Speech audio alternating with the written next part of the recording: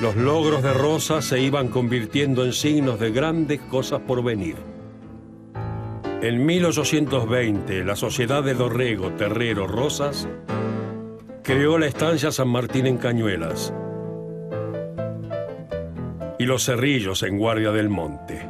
Esta última poseía 300.000 hectáreas de extensión.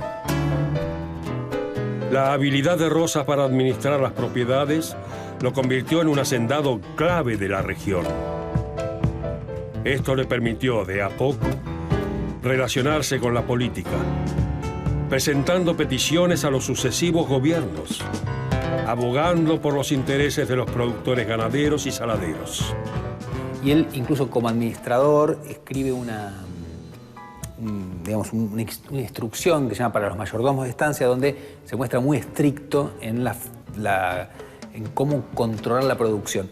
Porque en esa época hay un problema muy grande, y es que uno piensa desde ahora, ¿no? Y dice, bueno, el campo alambrado, controla. En esa época no hay alambrado, no hay forma de controlar la producción. Entonces las vacas obviamente no son ordenadas, se van moviendo. Entonces, y eso implica que hay mucho robo de vacas, que los peones pueden estar, pero también pueden irse porque tienen formas alternativas a su salario para sobrevivir. Cazar nutrias, lo que se llama el bicherío, con lo cual es muy difícil tener el orden que un estanciero quiere tener. Y Rosas intenta hacerlo mediante un texto sumamente obsesivo en el cual marca perfectamente cómo controlar a la estancia, y eso también le da prestigio como administrador, ¿sí? Y también lo que va a hacer es que él, en su experiencia como administrador y como estanciero, adquiere una gran habilidad en la relación con la población rural, particularmente con los sectores populares.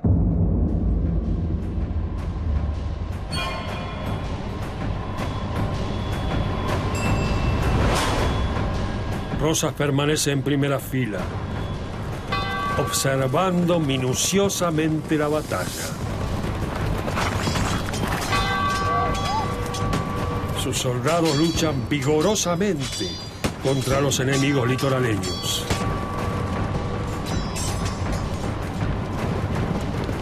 El polvo va cubriendo el palomar, mientras la muerte cobra sus primeras víctimas.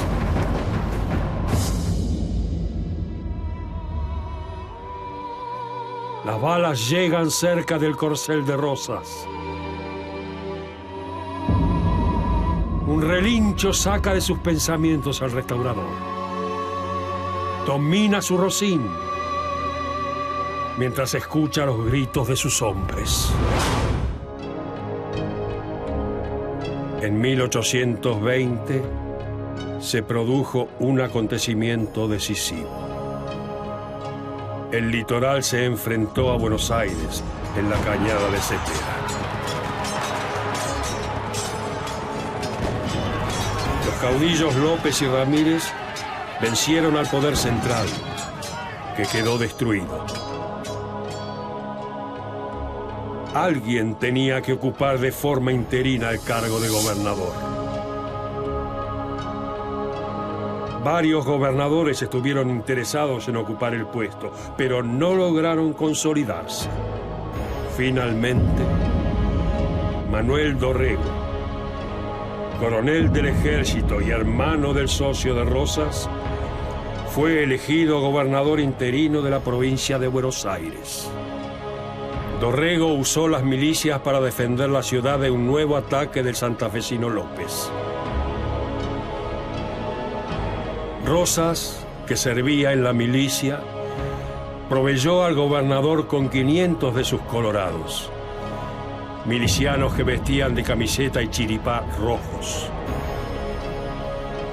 Dorrego luchó duramente contra las fuerzas santafesinas y los expulsó de la provincia, pero luego invadió Santa Fe y fue vencido.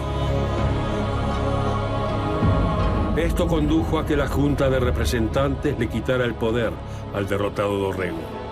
Rosas, al tanto de las noticias, convocó a los generales Martín Rodríguez y Gregorio Arauz de la Madrid. Ahí aparece Rosas. Él interviene de manera muy destacada para favorecer una solución política en Buenos Aires, que es la llegada al gobierno de Martín Rodríguez.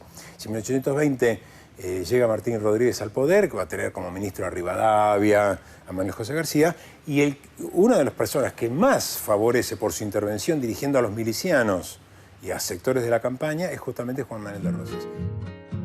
A la sombra de un ombú, Rosas manifestó su apoyo político y económico a Rodríguez para que fuera gobernador de Buenos Aires. Con este aporte clave de Rosas, Rodríguez fue elegido gobernador por la Junta de Representantes. Pero como la mayor parte de las milicias de la ciudad seguían a Manuel Dorrego, se rebelaron furiosamente contra Rodríguez. El gobernador escapó al campo y se comunicó de inmediato con Rosas, solicitándole ayuda. Entretanto, en Buenos Aires, los rebeldes ocuparon la Plaza de la Victoria. Exigían el retorno de Dorrego a viva voz. Rosas no perdió tiempo. Ordenó a su caballería de colorados que tomase la plaza por la fuerza. Los dos bandos colisionaron violentamente. El ataque derivó en una masacre. 300 personas perdieron la vida. Gracias a su actuación, Rosas fue aclamado como el restaurador del orden. En octubre de 1820, Dorrego pierde el poder, es decir, después de su fallida invasión a Santa Fe, y es reemplazado por Martín Rodríguez. Pero partidarios de Dorrego en la ciudad se levantan a favor suyo. Dorrego no participa de ese levantamiento, pero sí un montón de gente que quiere que él siga como gobernador. Y entonces Rosas interviene militarmente, o sea, al mando de su milicia, los Colorados del Monte, y derrota con esas tropas rurales a la milicia de la ciudad e impone de nuevo el orden, por lo cual es saludado fuertemente por la prensa, por muchos que lo consideran un constructor del orden. Este caudillo, que administró exitosamente sus estancias, formó su patrimonio económico propio y proveía a la gobernación de Buenos Aires de sus colorados, se consagraba. Fray Cayetano Rodríguez le dedicó el siguiente soneto: grabad por siempre en vuestros corazones de Rosas la memoria y la grandeza, pues restaurando el orden os avisa que la provincia y sus instituciones salvas serán. La ley es vuestra empresa, la bella libertad vuestra divisa.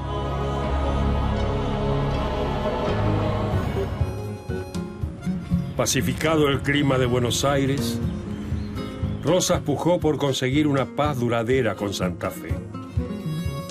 El 24 de noviembre de 1820, en la estancia Venegas, firmó un acuerdo con el gobernador López. En una cláusula secreta, Rosas entregó una indemnización de 25.000 cabezas de ganado, a modo de donación particular. Es que durante la Guerra de la Independencia, Santa Fe había quedado devastada y necesitaba recuperar su economía. Este acuerdo selló la paz entre Buenos Aires y Santa Fe. Sería el inicio de una larga alianza entre López y Rosas.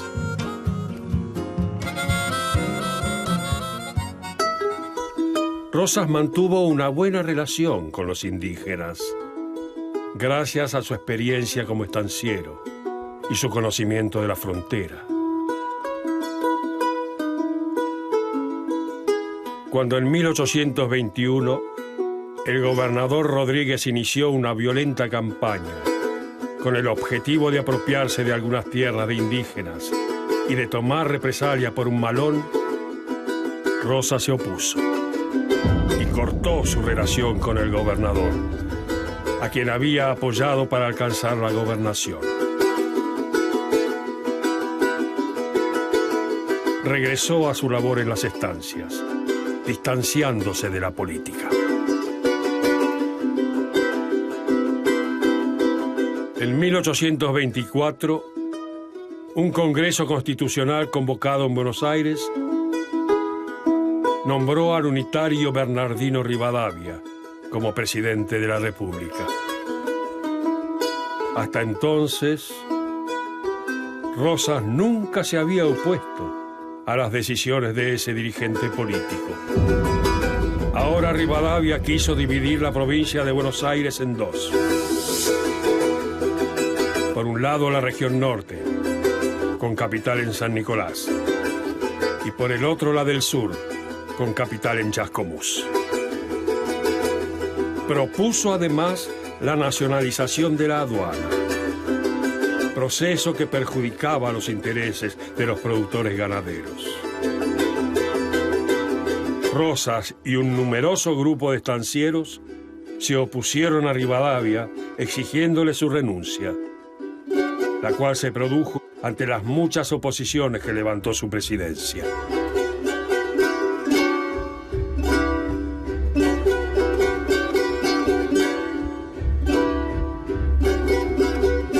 Al poco tiempo, la Junta de Representantes de Buenos Aires volvió a elegir a Manuel Dorrego, que ahora era el líder del Partido Federal, como gobernador de la provincia. Dorrego nombró a Rosas comandante general de las milicias de la campaña de la provincia de Buenos Aires. La relación entre Rosas y Dorrego era tensa, debido a las discrepancias suscitadas en el pasado, por lo que Juan Manuel no tuvo injerencia en el gobierno.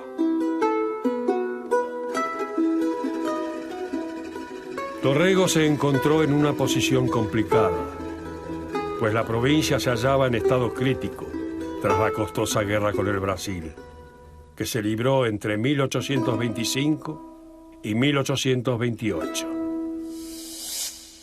Preocupado por la situación de Buenos Aires, donde la tensión política entre unitarios y federales iba en aumento, le ofreció su apoyo a Dorrego, pero este no lo aceptó. Los recelos de Rosas eran correctos.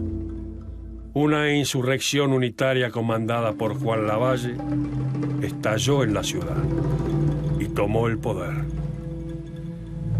Dorrego escapó a la campaña. A pesar de las advertencias de Rosas, Dorrego se enfrentó con Lavalle y fue derrotado en Navarro.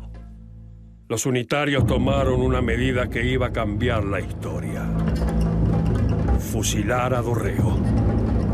Lavalle dio la orden y asumió la responsabilidad. Buenos Aires se vistió de duelo. Muerto Dorrego, Rosas se convirtió en la principal figura del federalismo porteño. La campaña bonaerense se rebeló contra Lavalle. Rosas se sumó al levantamiento y se volvió su líder. Ayudado por los soldados del santafesino López, combatió a las tropas de Lavalle y venció al unitario. Rosas se convierte en el dirigente de ese levantamiento, derrota a Lavalle en la batalla de Puente de Márquez, lo encierra en la ciudad, ambos pactan y deciden crear una lista única para que haya unidad entre unitarios y federales. Los unitarios abandonan ese acuerdo, no lo respetan, entonces vuelve a haber hostilidad. Finalmente los unitarios ven que no tienen ningún tipo de apoyo, tienen que abandonar la ciudad y ahí Rosas llega al gobierno. Y ahí comienza el periodo federal, periodo que podemos ver simbolizado en el color rojo. Rosas llegará a la cima del poder, formalizándose como el gran caudillo porteño. El 8 de diciembre de 1829, la legislatura porteña lo nombró brigadier y restaurador de leyes. Juan Manuel de Rosas comenzaba su primera gobernación. Utilizando el asesinato de Dorrego a su favor, el restaurador organizó un gran entierro para el mártir federal. Se transformó en el heredero de la popularidad de Dorrego en la ciudad sumándola a la que ya tenía en la campaña. Su semblante federal se proyectaba cada vez más sobre Buenos Aires y también se iba a extender sobre el resto de las provincias.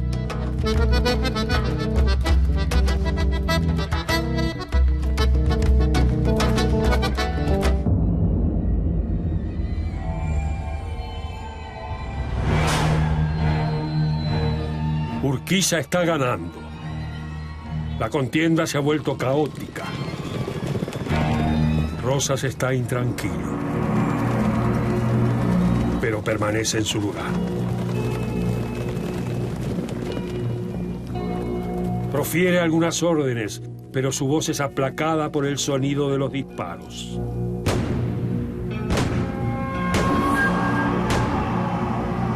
La derrota está recayendo del lado porteño.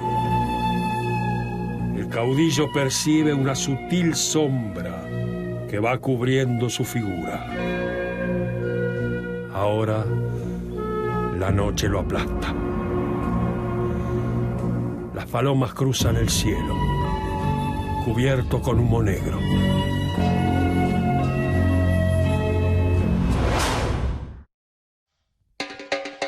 Rosas era un estanciero que buscaba el orden. Y para eso apeló a una identidad política fuerte, la federal.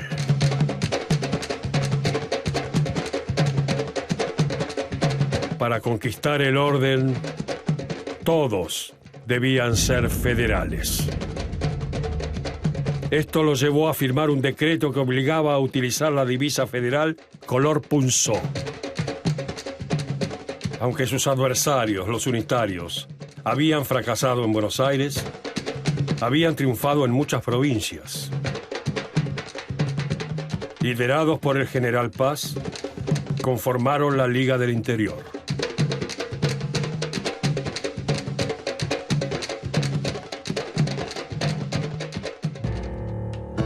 Para luchar contra ellos y destruirlos, Rosas firmó en 1831 el Pacto Federal con las otras provincias federales: Santa Fe, Entre Ríos y durante un corto tiempo Corrientes. Los federales organizaron un gran ejército con el dinero de Buenos Aires. La Liga Unitaria tenía los días contados.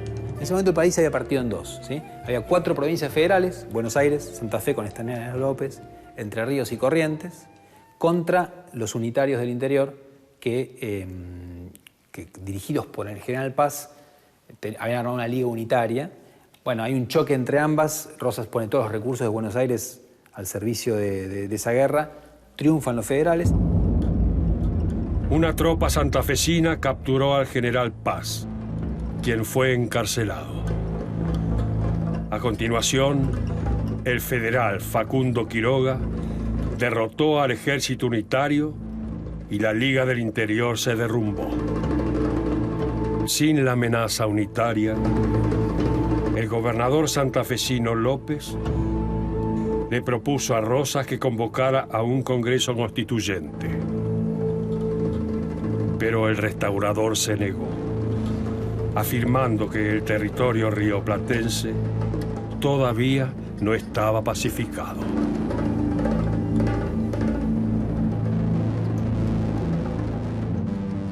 Se creó entonces la Confederación. Cada provincia era un estado autónomo con sus propias autoridades y decisiones. Solo se unía a las otras en caso de un ataque exterior, y todas delegaban el manejo de las relaciones exteriores en la provincia más poderosa, Buenos Aires. De esta manera, la primera gobernación de Rosas llega a su fin. El primer gobierno de Rosas es un gobierno muy ordenado, que va de 1829 a 1832, en el cual él lo que intenta hacer es una administración, digamos, ordenada, que siempre el orden fue su gran objetivo, ¿no? de de la provincia y al tiempo tratar de vencer a sus grandes enemigos, que eran los unitarios de la Liga del Interior. Durante sus 3 años de mandato pudo conservar su poder, alejar la guerra de la provincia y conseguir el orden administrativo. La legislatura porteña le ofreció la reelección, pero como había pasado el peligro unitario, ya no iba a tener facultades extraordinarias. Rosas creía que sin ellas no se podía gobernar. Se ofendió y no aceptó el cargo. Hay una banda que perteneció a él, una banda de gobernador, ¿no? Una banda que probablemente es posterior, pero no sirve para esto. Le ofrecen ser reelecto, pero sin las facultades extraordinarias. Y Rosas, que es un personaje que cree que sin facultades extraordinarias no se puede gobernar en un lugar tan complicado como es el Río de la Plata, no acepta la reelección.